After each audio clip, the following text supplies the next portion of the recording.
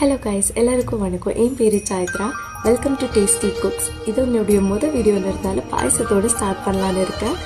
இன்னைக்கு நான் எடுத்திருக்கிறது மூங் தால் பாயசம். இங்கிலீஷில் சொன்னால் மூங் தால், தமிழில் சொன்னால் பைத்தம் பருப்பு பாயசம்.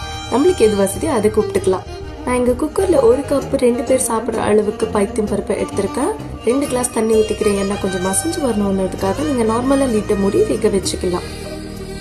இங்கே ஒரு கடாயில் 2 டேபிள் ஸ்பூன் நெய் போட்டிருக்க, துருவனை தேங்காய் உடைச்ச பாதாம் திராட்சை போட்டு லைட் ப்ரௌன் ஆகிற வரைக்கும் வறுத்துக்கிறேன்.